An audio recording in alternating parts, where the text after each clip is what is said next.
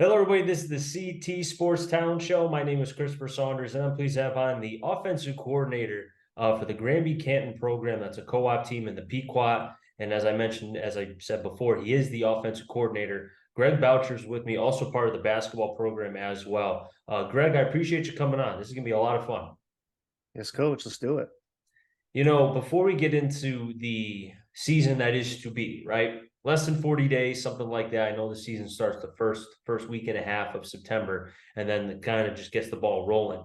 I kind of want to go back to last year a little bit because in looking at how the team was constructed, and I was talking with Coach Shortell a lot last year. Exciting team, and what you guys were able to do, you made the CIAC Class Double S playoff game. You lost against a very good and eventual champion of Barlow, but you held them under 20 points, which is something that no other team they played against, Carmel Portland and Valley O-Line, which mind you, both are Pequot, they were unsuccessful in doing that.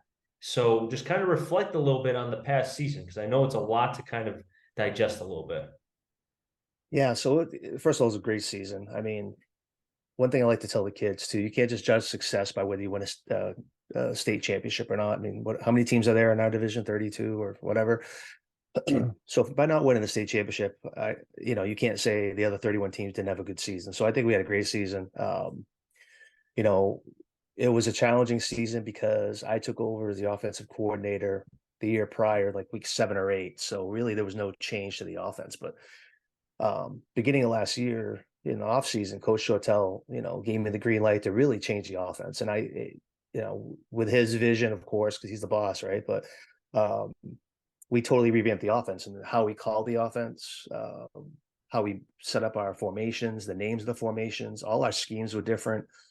We went to a more concept-based system versus, like a route tree. Like we don't even have a route tree in our program. We just run concepts, so it was a big change. And I give the kids credit for really putting in the work to learn the system. I thought they did a great job.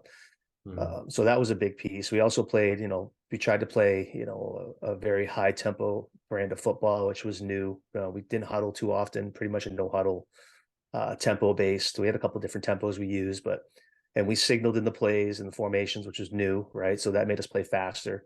A lot of new things we did, and the kids did a great job. So, I think we performed pretty well. Big game against Rockville. That was a big game for us. Obviously, big rivalry there. Great coach, great program in general, great athletes.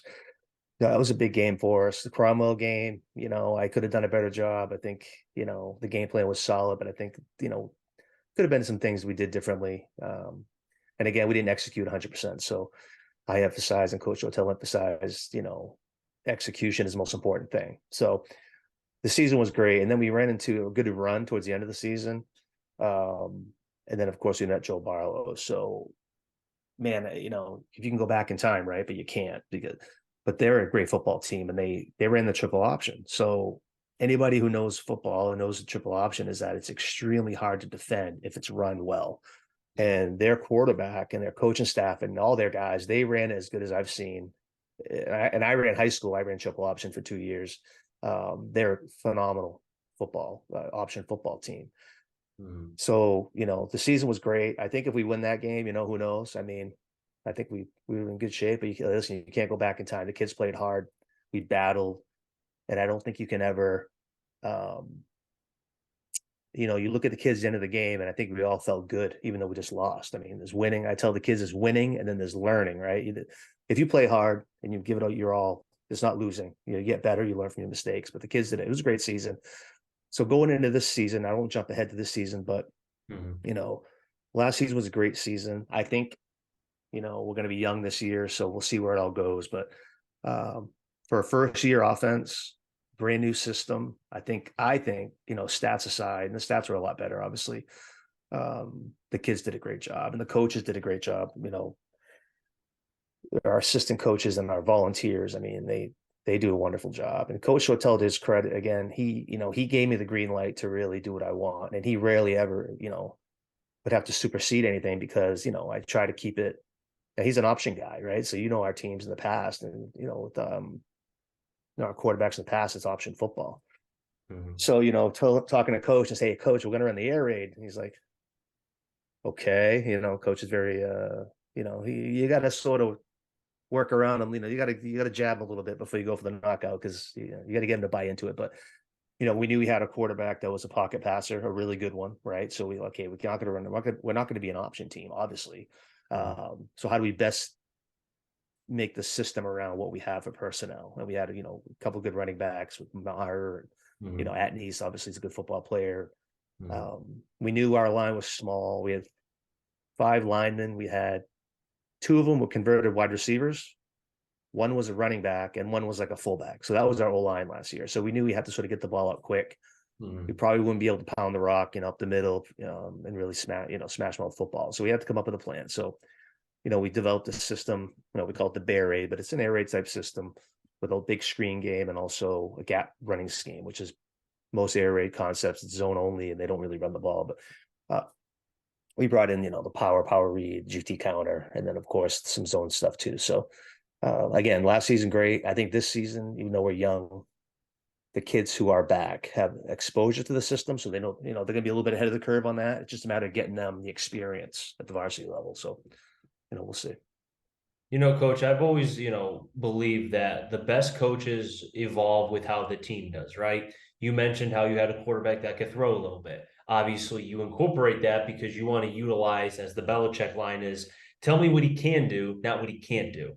And I Right. think of, right, so I broadcast in the NVL. So I see Ansonia, speaking of triple option, but they're more of like the hammer formation, etc.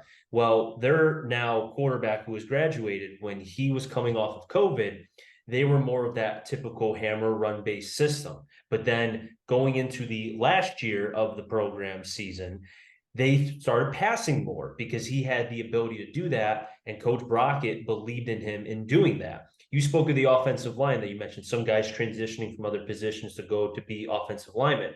I remember broadcasting the New Fairfield game against Holy Cross, and Coach Schwartz was telling me, Greg Schwartz, that some of the linemen were not very big, right? So because Mm-hmm. of that, his quarterback was more of that shotgun, get the ball out extremely quickly because you don't know how much time these guys are going to have. So basically, my point is the evolution of coaches and seeing what you have and what you don't have, I think is so unique. And I think that's how coaching has evolved over the course of 10, 15, 20 years, because I know old style coaches, they kind of were very stuck in their ways. We're going to do this. I don't care who we have. But now we're seeing the evolution of coaching. You know what I mean? Yeah. So again, to Eric's credit, Coach Hotel, he has trust in the staff, right? So my job, and I think our jobs as coordinators with this defensive or offensive coordinator, our job is to make his job easier, right? So I think if you do that and he trusts you, your head coach has to trust you before he lets you change the system. And we changed the system. So I appreciate that he gave me that trust, but that comes with trying to better myself too. You're always learning, you're always studying systems, you're trying to make yourself better. You gotta take your craft seriously because, how many coaches have you heard? Well, I've been coaching for 30 years. Okay, well, maybe you were a bad coach year one and you've been a bad coach for 30 years. Like experience as a coach doesn't mean it really, it's a great thing if you've been a good coach, but I've been around some people that use that saying, and I'm like, yeah, well, doesn't mean you're a good coach because you've been around for 30 years. There are some young coaches that are phenomenal, and they're very new to coaching in general. And it doesn't matter as long as you're willing to learn and get better. And I think with this staff, another thing too is I'm one of the newer coaches on the staff. Coach Hotel has been able to have continuity on the staff, and that's huge. Look around look how many vacancies there are. They can't hire coaches. Mm-hmm. It's not a lot of money. It's a stipend, but it's a lot of work. If you want to be good, and it's a lot of time, it's a year. One of my friends is an AD at a big school. And when she interviews her football coaches, she's like, well, when does the season start? And if they don't say it's year round, then she doesn't hire them because that's the reality of it. And Eric's been able to keep the staff pretty much intact. We got volunteers that played college football that volunteer their time on the staff, and they're great coaches. And they've been here for years and years and years. So I Mm-hmm. think that makes it easier when we want to make changes and evolve. This year, we're evolving. Our offense is the same uh, overall, but it's going to be a little different. There's going to be some wrinkles. There's going to be, some things that we haven't, maybe done or things we were going to do better. So there's some adjustments this year because, with Will last year, the D1 player, really strong arm, super smart in the field. He was like a coach on the field as far as getting guys lined up, which in high school football is always a challenge, but he would know where to put guys. And that's getting lined up right is if you don't line up right, you can't run the play right. So having him was huge. So again, we got a young quarterback. I think he's gonna be a good quarterback, but he's a junior JV guy. But we got faith in him. Vin Diesel Fort, good kid. So I think we'll be all right. I want to go back to what you said about keeping the staff and everybody together, because I think that's, to go to the pros, right? You see the college ranks where who's the hot coordinator? Okay, typically he gets picked off and he's either a head coach or he's somewhere else. You think of the NFL level, same thing, Yeah. coordinator or running back coach, whoever, like that camaraderie. Like when you think of teams that have success, there's very few.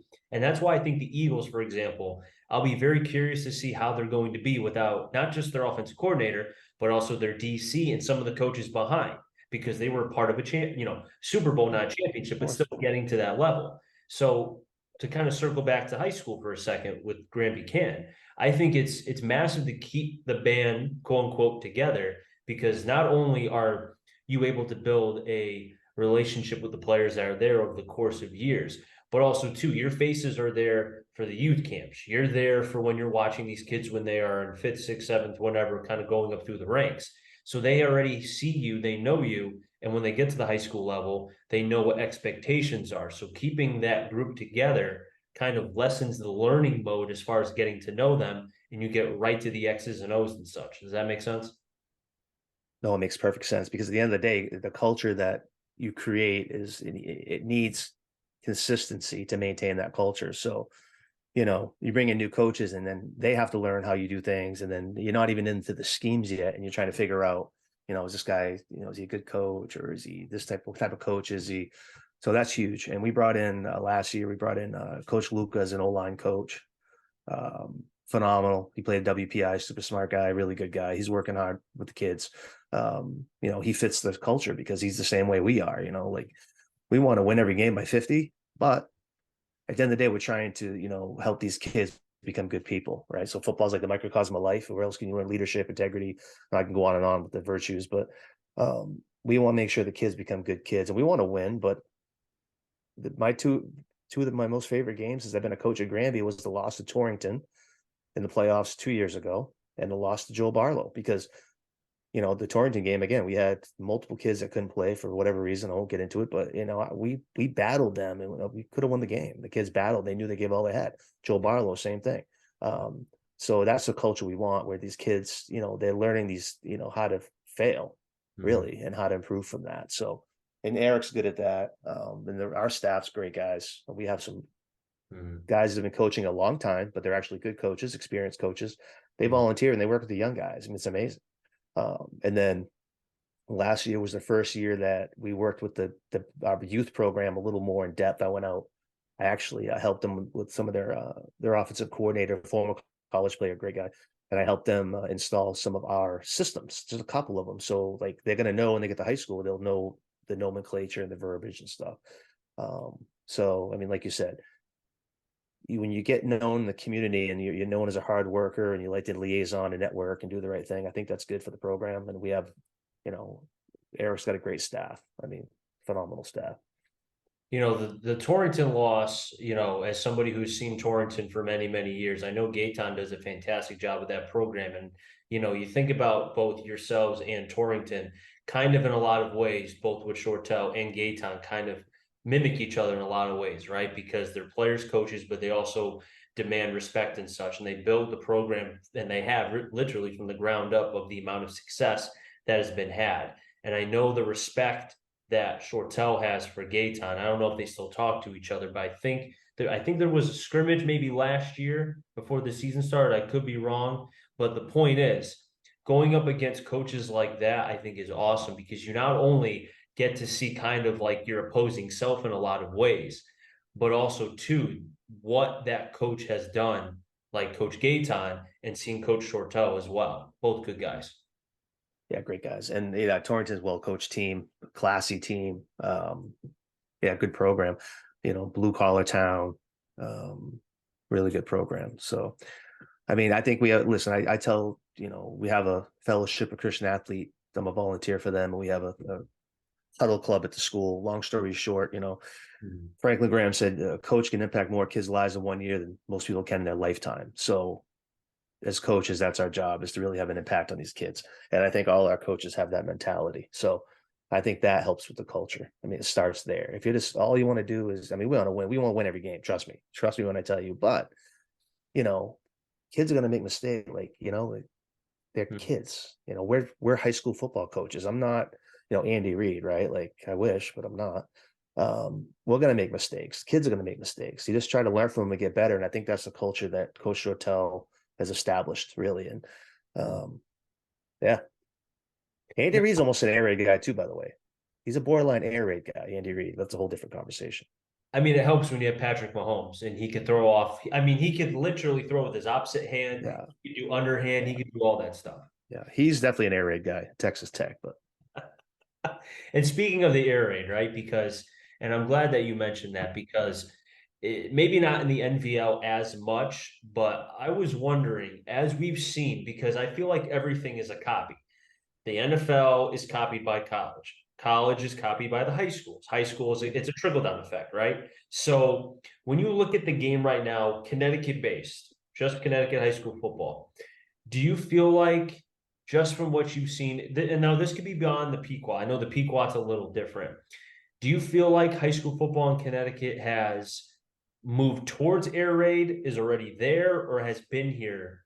And I'm talking about the air raid for some time. yeah, um, I don't know about the air raid per se. Mhm. Sorry, there's a little bit of a delay, coach, but there's definitely, the spread is definitely there's always a spread, whether it's a West Coast system or an air raid system.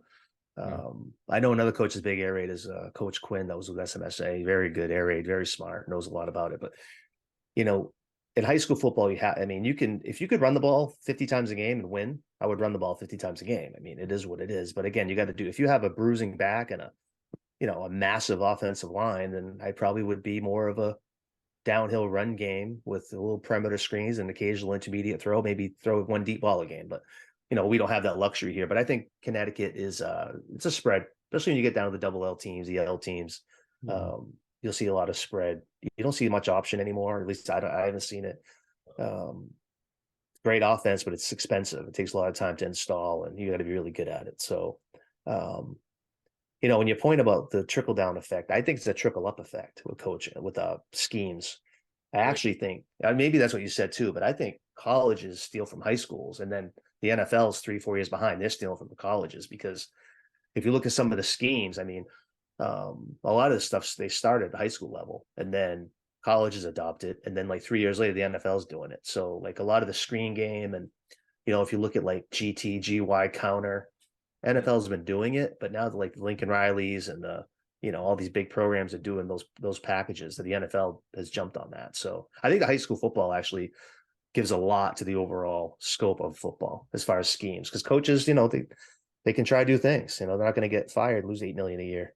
They're probably a little more, you know, ain't afraid to push a little bit, push the envelope on schemes. So Well, I never thought about that as far as it kind of going uphill rather than downhill as far as it yeah, works. I wonder, is it fair to say that the reason why that's happening is because, like I mentioned before, coaches getting picked off and such at higher levels. So because of that, their concepts, their way of thinking is then implemented as they move up. And that's why things maybe are coming out slower until you hire that X person or X group who is more up to date on that style of football, right? I mean, you look yeah, at think about right now, the game of football. I mean, the big thing is the running backs, right? I saw the last 10 or 13 Super Bowl winners, only three were 1,000 yard rushers. And I think amongst that group, only rather a handful were under the age of 25 with over 1,000 yards, some crazy numbers, some crazy stat. But the point is, we're seeing that teams can win without that. Because mind you, if you told me but mind you, I'm 30 years old. I was born in '93. So the Emmitt Smiths of the world, the Peyton, so on and so forth, at the running back position. That's how 3 yards in a cloud of dust. Now it's the Herberts, the Mahomes. Used to be Russell Wilson before he kind of had his little thing. Point I'm trying to make is we're seeing the game evolve from running the ball to now being a whole lot of passing and using those weapons. Does that make sense? It makes sense, and this goes back to sort of the air raid philosophy that I like, is that you want the defense to be able to defend all 53 and whatever 3/4 yards widthwise horizontally.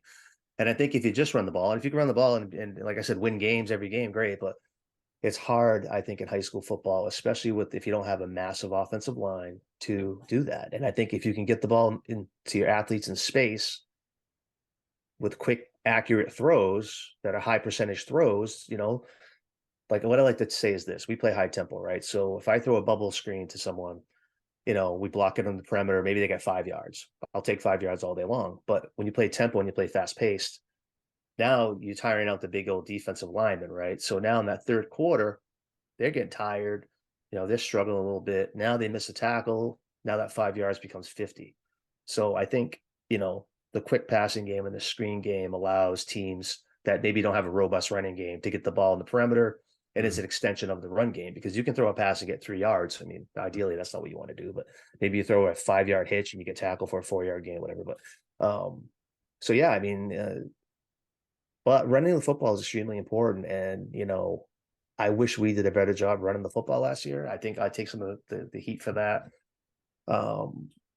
And we had good running backs. I just think, I probably get a little more creative with our O-line size. O-line did a great job, by the way, but so we got to run the ball better this year. I think we will. We obviously have Will Atnees, who can be a really good player if he stays healthy. I mean, he'll probably compete for Gatorade Player of the Year. I mean, he's that good of a football player. So he's our only returning starter on offense. 11. We have 10 new starters on offense, and then most of them are juniors. So there you go. We'll see how that goes.